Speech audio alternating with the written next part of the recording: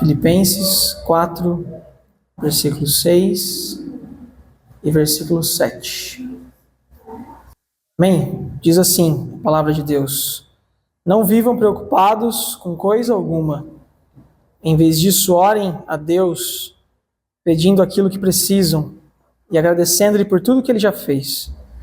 Então vocês experimentarão a paz de Deus, que excede todo entendimento, e que guardará seu coração e sua mente em Cristo Jesus. Amém?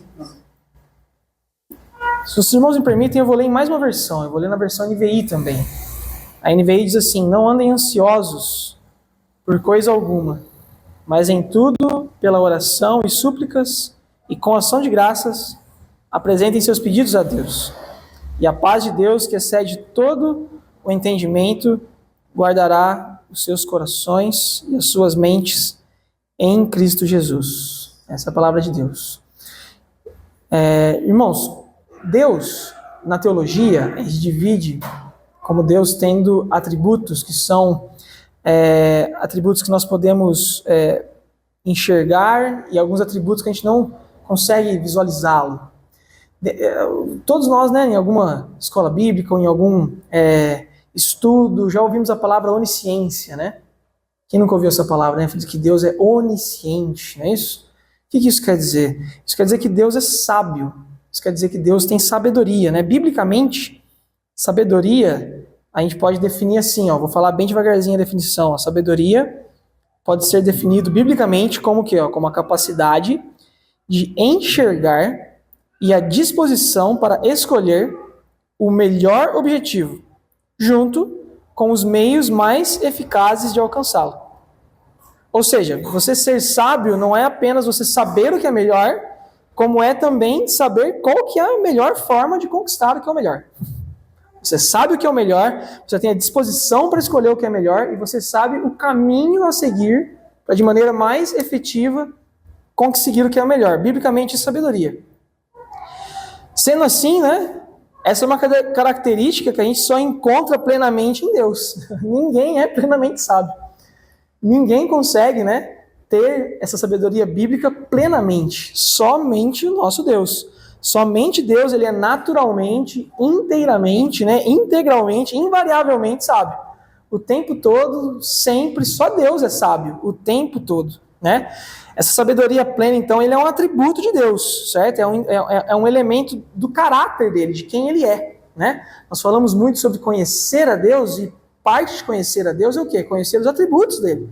Saber quem ele é. Saber do amor de Deus, saber do perdão de Deus, da onipotência de Deus e também da onisciência de Deus, que é o quê? Essa sabedoria, né? A sabedoria de Deus. Deus, ele é onisciente. A onisciência de Deus, então, ela é essa característica divina de saber de tudo. Ele sabe tudo. Ele é o Deus, o único Deus sábio. Ele sabe tudo do passado, incluindo o presente, incluindo o futuro. Ele sabe todos os pensamentos, todas as intenções, todas as possibilidades, de forma perfeita e ilimitada. Só Deus é plenamente sábio. Só Deus é plenamente sábio. E o que isso tem a ver com o versículo que a gente leu? Tudo, tem tudo a ver. O versículo que a gente leu é um versículo muito famoso, né? É um versículo que fala sobre ansiedade, sobre preocupação. É um versículo que ele é clássico, né? Quando se fala de preocupações da vida e ansiedade, junto ali com Mateus 6, né?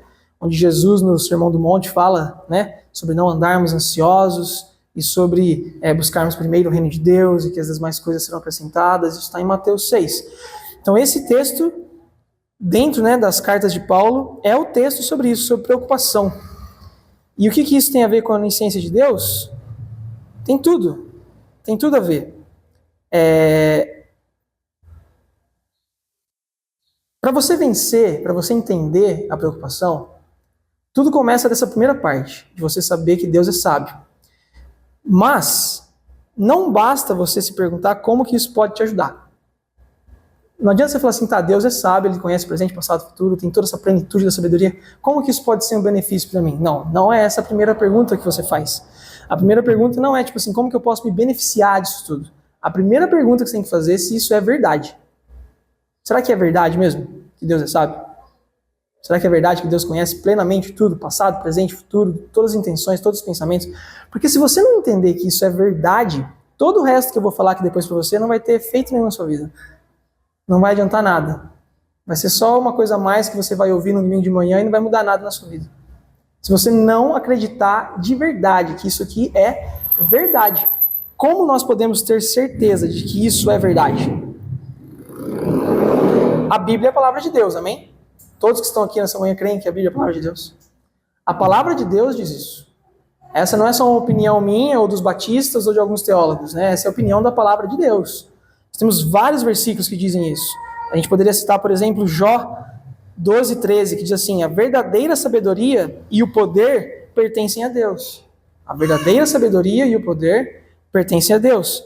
Jó 36, versículo 5, Deus é poderoso, mas não despreza ninguém. É poderoso em força e em sabedoria. Isaías 40, 28, diz assim, acaso não sabem, vocês nunca ouviram falar? O Senhor é o Deus eterno, o Criador de toda a terra. Ele nunca se cansa, nem fica exausto. A sua sabedoria é insondável. O único que sabe de todas as coisas é Deus. Biblicamente está aqui, a sabedoria dele é insondável. A sabedoria dele é incomparável. Só Deus é plenamente sábio. Você tem que crer nisso. Você tem que crer. Você tem que falar assim, isso é verdade. Não só útil para você, mas verdadeiro. Você tem que acreditar que isso é verdade, porque senão você não vai conseguir cumprir esse imperativo que Paulo colocou, de não andar preocupado, de não andar ansioso. A sua única chance é crer de verdade que Deus é sábio. A passagem aqui de Filipenses, ela diz assim, deixa eu ler novamente com vocês, comecinho, não vivo preocupados com coisa alguma. E na NVI diz, não andeis ansiosos. Então a gente pode usar a palavra ansiedade, a palavra preocupação aqui de maneira intercambiável. As duas coisas querem dizer a mesma coisa, certo? E veja bem, o texto diz que nós não devemos viver ansiosos, nós não devemos viver preocupados. E o que é isso? O que é viver preocupado? Do que ele está falando aqui? O Timothy Keller, quando ele vai fazer uma definição sobre o que é viver preocupado aqui, ele fala que é o quê?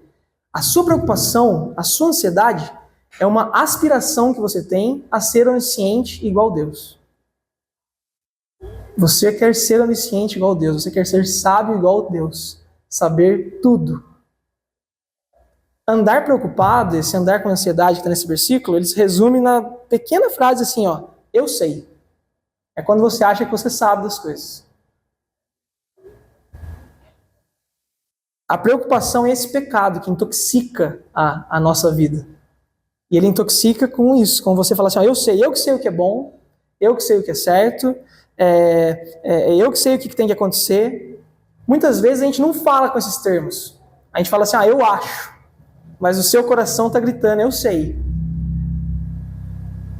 Eu sei o que tem que acontecer na minha vida, eu sei o que tem que acontecer na vida do outro, e eu tenho certeza que se Deus não fizer nada em relação a essa situação, vai ser um desastre. Esse saber que traz essa preocupação é uma forma muito sutil de orgulho que há em nós. É orgulho.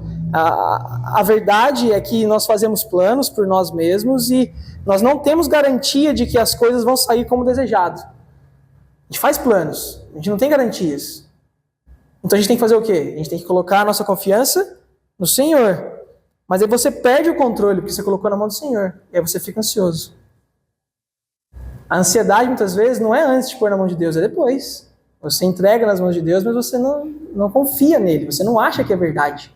Você não acha que ele é realmente sábio. Por isso que o mais importante é o começo. A mensagem hoje, talvez o mais importante é o começo. É verdade mesmo? Você acredita mesmo que Deus é plenamente sábio? Só assim você vai conseguir descansar depois que você coloca nas mãos do Senhor o controle do seu destino.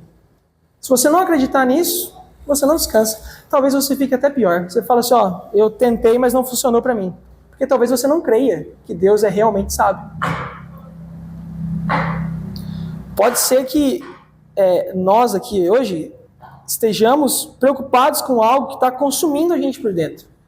Está nos corroendo, nos paralisando, nos impedindo de viver.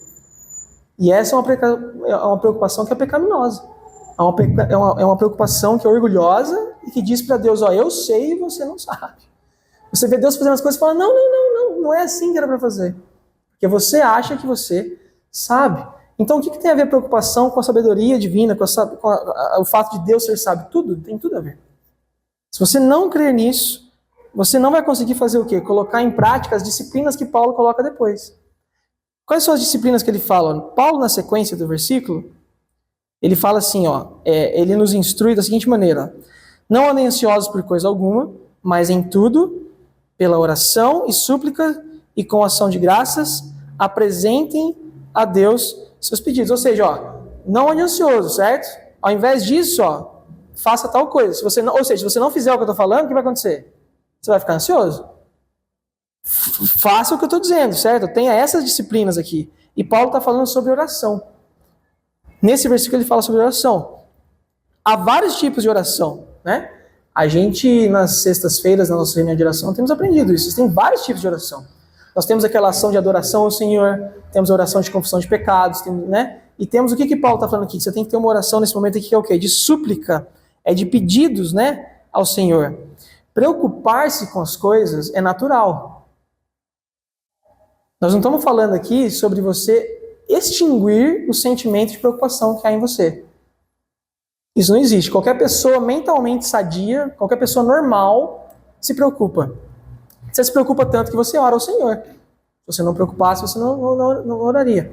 Inclusive, dizem que as pessoas que não se sentem ansiosas nunca, em nenhuma circunstância, são só psicopatas mesmo, sabe? Aquelas pessoas que não sentem nada. A pessoa, às vezes, mata outra pessoa em sangue frio e não sentiu nada. Então, é um defeito da sua mente se você não se sente ansioso. O que a gente está falando aqui é o quê? É de um tipo de preocupação que te paralisa, que te consome, que te come por dentro, assim, sabe? E que te destrói, que te mata eventualmente. É desse tipo de preocupação que Paulo está dizendo que é pecado e que nós devemos nos livrar dessa preocupação. Então, veja bem, há pelo menos duas formas de entender aqui o tipo de oração que Paulo quer que a gente faça. Ele diz assim no versículo 6, né? Em tudo, pela oração e súplicas e com ação de graças, apresentem seus pedidos a Deus. Então, a primeira forma de você fazer uma oração para combater as suas preocupações, de acordo com Paulo, é que você tem que colocar os seus pedidos diante de Deus, as suas súplicas diante de Deus, e imediatamente você já tem que agradecer a Deus, seja qual for o desfecho. Você tem que fazer o exercício de imaginar todos os desfechos possíveis e agradecer a Deus por todos os desfechos possíveis daquilo que você pediu. Muito fácil de entender, né? Mas e de aplicar isso na nossa vida? Aplicar é bem mais complicado. Mas sem dúvida aqui, é isso que Paulo está dizendo. Não há dúvida de que é isso que ele está dizendo. Nós temos que orar e imediatamente agradecer ao Senhor. Na sequência. Não depois da resposta de oração. Na sequência. Se você crê que Deus é sábio, você sabe que Ele vai fazer o melhor. O quão difícil isso é para nós. Eu posso dizer o quão difícil isso é para mim. Que luta terrível.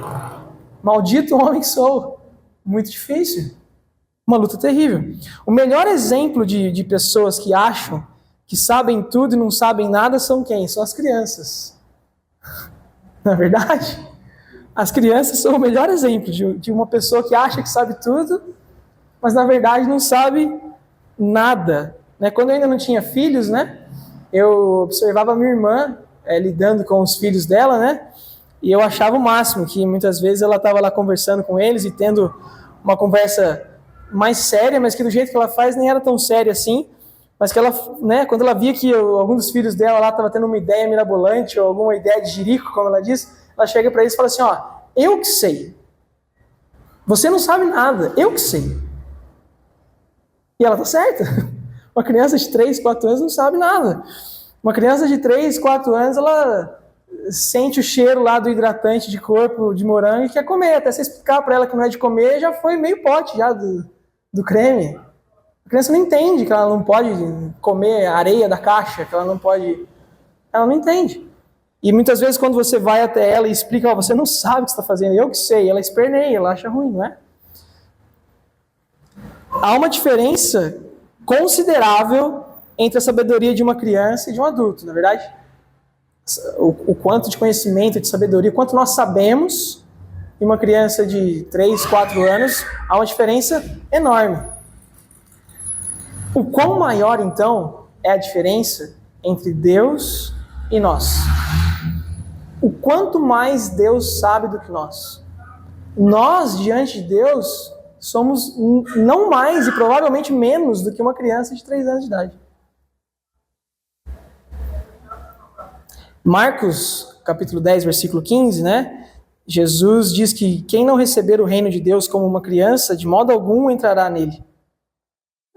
Eu tenho certeza que esse versículo quer dizer várias coisas. Mas uma delas é isso, é você entender que você não sabe nada. É você parar de tentar achar que você sabe o que é melhor para você e querer ter o controle da sua vida. Só quem entende que não sabe nada é que vai poder ter acesso ao reino de Deus. Dentre as muitas coisas que Jesus queria dizer aqui nesse versículo. Lembra da definição de obediência? A definição de obediência fala que a definição de sabedoria que nós lemos no início, fala que é a capacidade de enxergar e a disposição de escolher o melhor objetivo. A capacidade de enxergar e a disposição de escolher o melhor objetivo. Qual é o objetivo final das nossas vidas? No final de tudo, no final de todas as coisas, lá no final. Depois que você peneira tudo, qual é o objetivo final das nossas vidas que nós sabemos biblicamente? Através da palavra de Deus. É glorificar a Deus. O objetivo final do ser humano é glorificar a Deus em tudo. Surpreendente que não seja sermos felizes, né? A gente ouve por aí que é ser feliz, né? O objetivo final da vida é ser feliz. Mas não é. O objetivo final da vida é glorificar a Deus. E Ele sabe quais são, né, os melhores meios para alcançarmos esse objetivo. Ele vai saber os meios, nós não sabemos. Nós somos como crianças de 3 anos diante da sabedoria do Senhor. Mas nós confiamos que é verdade, que Ele sabe? Aí é que está. A gente tem confiança de que Deus é verdadeiramente sábio. É isso que muda tudo. Deus, Ele nos dá exatamente aquilo que nós pediríamos se nós soubéssemos o que Ele sabe. Deus nos dá exatamente aquilo que nós pediríamos se nós soubéssemos o que Ele sabe. A segunda maneira de interpretar o versículo 6, quando ele fala, né, não vivam preocupados com coisa alguma, e vem disso, orem a Deus pedindo aquilo que vocês precisam, e na versão NVT diz assim, agradecendo-lhe por tudo que Ele já fez. O que vem embutido nessa oração também da súplica, além de saber a soberania de Deus, é você se lembrar de tudo o que Deus já fez. Em Marcos, né, eu tenho feito as minhas meditações no livro de Marcos, e é muito interessante uma passagem no capítulo 8, que eu confesso que acho que eu nunca tinha reparado nessa passagem. Depois de muitos anos, de talvez já ter lido esse capítulo algumas vezes. Em Marcos capítulo 6, Jesus, ele faz a primeira multiplicação dos pães. Alimenta aquele monte de gente lá, com quase nada, ele multiplica os pães. Logo depois, no capítulo 8, ele faz uma segunda vez, ele multiplica os pães uma segunda vez. Capítulo 8, isso no versículo 1. Quando chega no versículo 14, no versículo 1, no capítulo 8, Jesus multiplicou os pães pela segunda vez. No versículo 14 do mesmo capítulo, ou seja, não passou muito tempo não, tinha acabado de acontecer. Eles voltaram para dentro do barco, eles iam andar de barco novamente. E o que aconteceu? Os discípulos esqueceram de comprar comida. Os discípulos não levaram comida para o barco. Chegou lá no barco, só tinha um pão. O texto fala literalmente que só tinha um pão. E sabe o que aconteceu? Eles pediram para Jesus multiplicar o pão. Eles começaram a discutir. Começaram a brigar um com o outro. Porque, não era você que tinha que trazer a comida. Começaram a ficar o quê? Preocupados. Começaram a ficar ansiosos. E Jesus chega para eles e fala, mas cara, vocês não entenderam nada. Vocês não acabaram... Ele literalmente vem no texto dizendo assim, vocês não lembram a primeira vez lá que eu multipliquei? Quanto que sobrou de pão aquela vez? Eles respondem, sobrou tanto. Na segunda vez não sobrou bastante também? Sobrou um monte. E aí Jesus encerra essa passagem falando assim, ó, vocês ainda não entenderam? Quando você está preocupado, quando você está ansioso com alguma coisa, Jesus olha para você e fala assim, você ainda não entendeu? Você já me viu fazer tanto na sua vida, não viu? Você já não teve tantas experiências comigo? Você já não viu tantos milagres que eu já fiz para você? E você ainda não entendeu? O segredo da oração que traz a paz de Deus, que é prometida no versículo seguinte, é que ela reconhece que somente Deus é sábio, mas ela também aquece a nossa memória com a fidelidade de Deus. E assim ela cultiva em nós esse coração que confia no Senhor. Todos nós já tivemos experiências de providência de Deus. Talvez algum de nós hoje estejamos muito preocupados, né? Quando nós entendemos que tudo que nós temos e tudo que nós somos é fruto da graça de Deus, você troca a ansiedade pela paz de Deus. Qual que é a sua opção? Você tem duas opções. Você pode ficar com ansiedade, com preocupação, ou você pode escolher a paz de Deus. É isso que o versículo diz. Versículo 7, ó. Depois dessas disciplinas, ó, depois de você entender que Deus é verdadeiramente sábio, você crê nisso, isso é verdade. E você na sua oração não só reconhece a sabedoria de Deus, já agradece pela sabedoria dele antes de tudo. E você se lembra de tudo que o Senhor fez por você, é uma promessa o versículo 7. O versículo 7 diz assim, ó, então vocês experimentarão a paz de Deus. Você vai experimentar a paz de Deus, que excede todo o entendimento e que vai guardar o seu coração e a sua mente em Cristo Jesus. Esse versículo é uma promessa.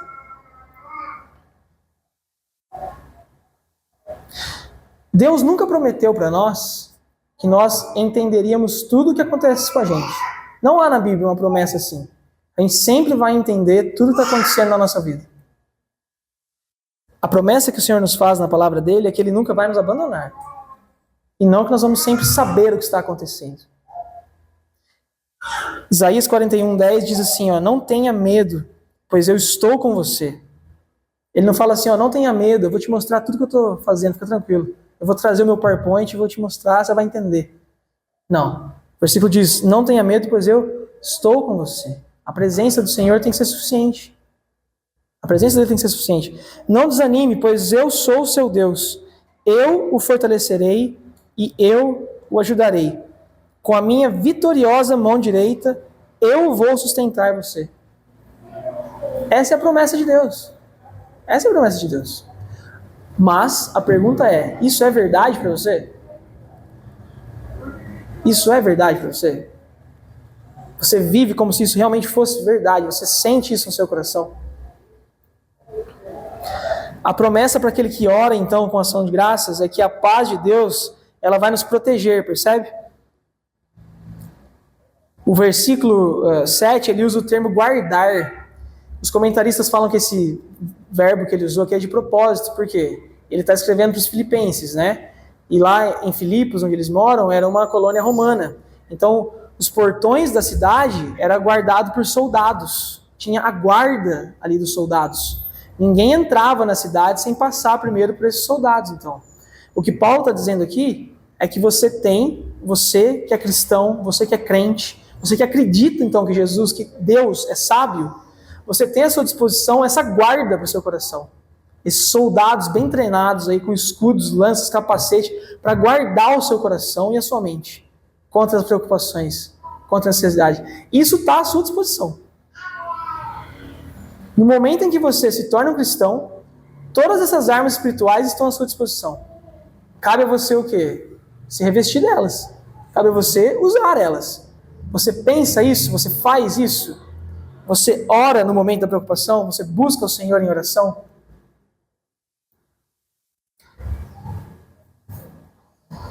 Você pode, talvez, ouvir tudo que eu falei aqui nesses 20 minutos, não sei quanto tempo eu estou falando, 20, 25 minutos. E talvez você diga, não, eu já ouvi isso outras vezes. Eu sei disso tudo. Eu sei que eu tenho que buscar o Senhor em oração. Eu sei que eu tenho que ser grato pelo que Ele faz.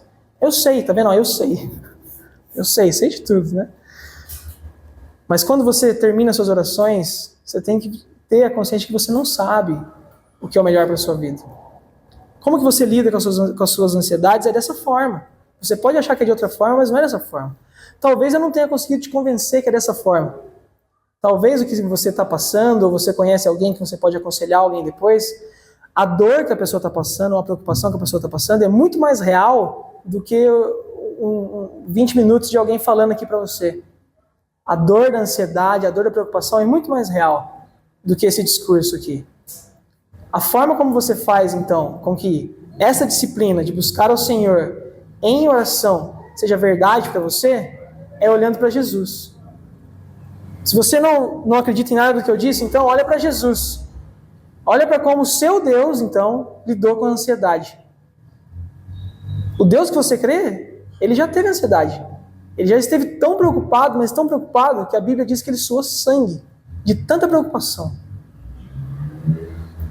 Lá no Getsemane, antes de ser crucificado, Jesus estava sofrendo terrivelmente de ansiedade. Jesus estava terrivelmente preocupado. E o que ele fez? Ele foi orar. É isso que ele foi fazer. Ele foi orar. E como que ele terminou a oração dele?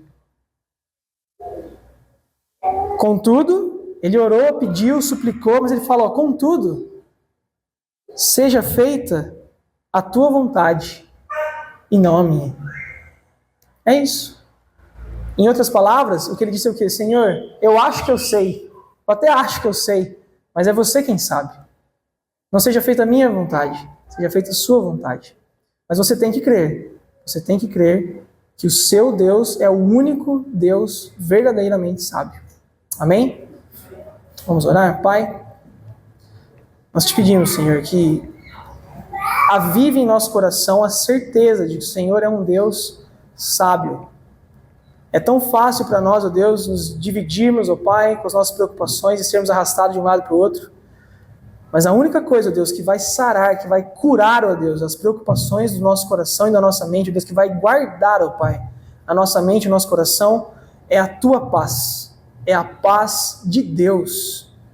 E nós só vamos poder usufruir dela, ó Pai, se nós confiarmos que o Senhor é sábio. E que o Senhor sabe, ó Deus, o caminho que vai nos levar a Te glorificar a cada dia mais, Senhor. Ajuda-nos, ó Pai, ajuda-nos, Espírito Santo. Me ajuda, Senhor, a viver isso que eu preguei aqui hoje, Pai.